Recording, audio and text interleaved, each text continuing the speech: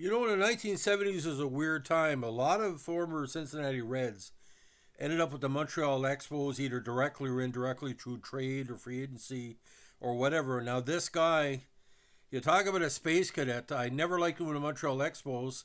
Buildy, I could understand because he could back it up, but this guy, a little bit off the off the beaten track. A little bit of, if there was 12 digits on the clock, he'd only have 11. Although he had a great talent and he was the first Expo to win 20 games, we still call him crackpot within Canadian media circles. So the person is also called Scuz, is who we're talking about today, Ross Grimsley. Now, Ross Albert Grimsley Jr., the son of a former Chicago White Sox player who pitched for the White Sox in 51. Ross Jr. is a former left-handed pitcher in MLB who played for the Reds for 3 seasons, the Orioles two campaigns, 74 to 77 and 82, the Expos, who they got him in free agency from 78 to 80, and the Cleveland Indians in 1980. Now, Ross was again the son of Ross II and his wife Judy Robinson Grimsley. Ross II, a World War II veteran, again also had a long minor league playing career. The younger Ross was a 1969 graduate of Fraser High School in Memphis, where he was an outstanding basketball and baseball player. He attended Jackson State Community College in Jackson, and he was drafted by the Cincinnati Reds in the first round, the 17th pick of the 69 amateur draft, January secondary. He made his major league debut for the Reds at age 21 on May 16, 71, in a 9-3 loss, get this, to the Expos at Riverfront. He started and took the loss, pitched 1.2 innings, and gave up 3 earned runs. The first major league hitter he faced was Ron Hunt.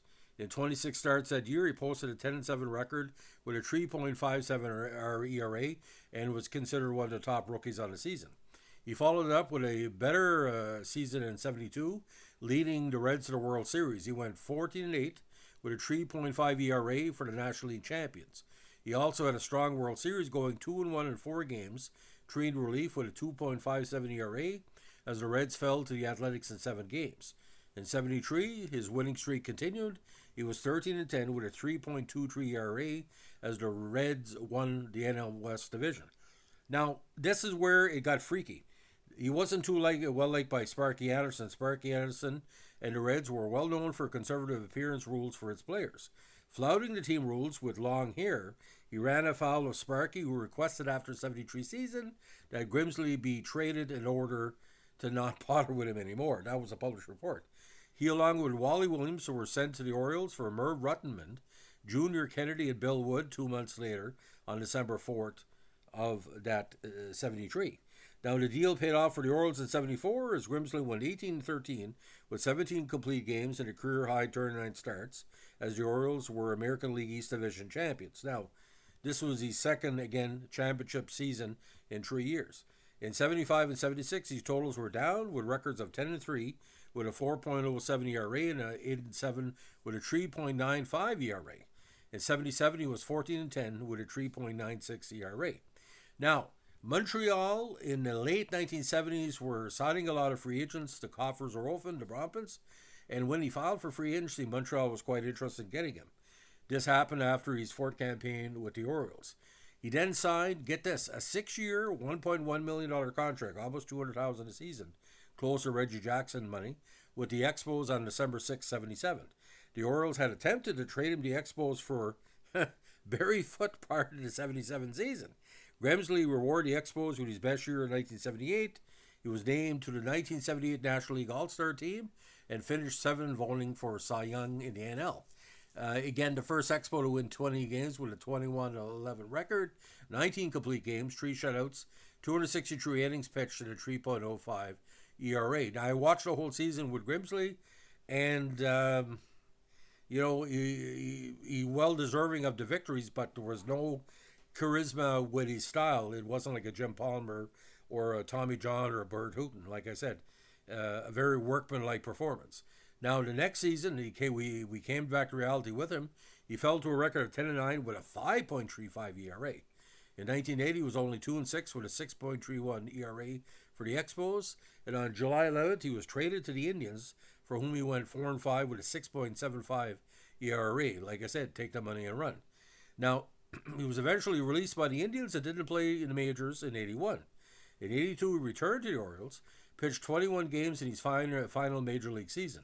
His career totals include a 124-99 record, 79 complete games, 15 blanks, 2,039 innings pitched, and a 3.81 ERA. Now, Grimsley was considered by some, not me, because I didn't get it, one of the most colorful players in the 1970s. With the Reds, he was called into manager Sparky Anderson's office for a few times and told to stop corresponding with a witch who had been sending him good luck charms. There was no explanation. The proof he was a witch or this was a good luck charm. Usually a witch does not send you good luck charms. Now, an incident on September 16, 1975 at Fenway Park, he also made legal history. Grimsley was warming up in the Orioles bullpen, responded to Boston fans heckling by throwing into the right field bleachers. The ball unfortunately passed through the protective netting, injuring a Boston fan.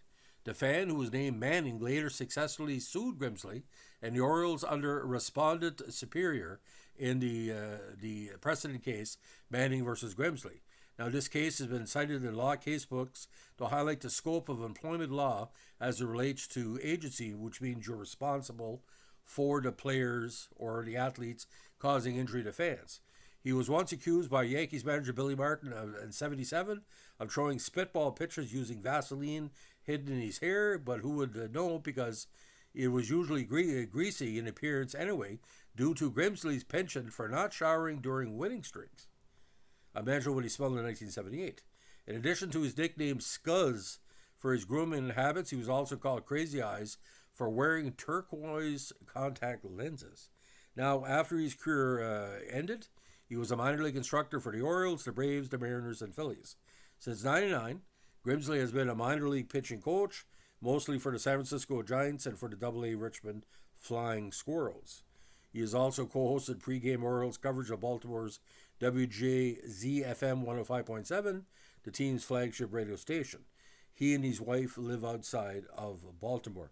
Now, if you're an Expo fan or Expo coverage, the aberration of the 20-win season in '78, God bless him. Like I said, he deserved every victory that year, but there wasn't enough momentum.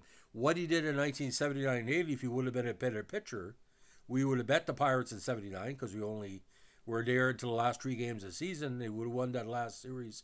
They were relying too much on Bonson and Woody Fryman and some of the other veterans, including Bill Lee, to carry the load. Grimsley was there as a young pitcher to be to help Rogers win the key games, and he won when it didn't count, and he didn't win when it did count.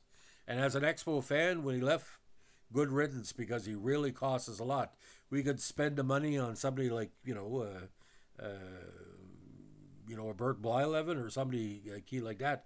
Even maybe when oh my God, what's his name? The guy from Boston was available, not Leo Tian. No, Mike Torres. Thank you. Could come back to Montreal. So signing him wasn't a mistake that first season, but it was a mistake later on. So, ladies and gentlemen, if you like what we're doing with our Cincinnati Reds podcast, and it seems to be working, getting a lot of hits in recent days, please give us a like, comment, subscribe, or share. And don't forget, Cincinnati Reds fans are a very unique bunch because you know what it takes to win. And ironically, not winning anything for 33 years, severely, nobody puts down the Reds. The dynasty years of the Big Red Machine were so, you were the best team in the 1970s, pretty much.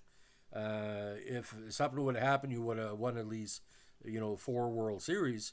And for a lot of people, the Reds are still one of the most popular teams in Canada because any team that has Johnny Bench and Pete Rose and Tony Perez and Concepcion and Geronimo and George Foster and all these key players, Joe Morgan, you're not going to lose popularity just because you haven't won in a while. As the old saying goes, you won enough. Anyway, you have nothing to prove. But Grimsley, like I said, if you have any comments on Scuz, let me know, because in Montreal, again, couldn't win at the right time, and he lost at the wrong time, as we say. Thanks for listening. Bye.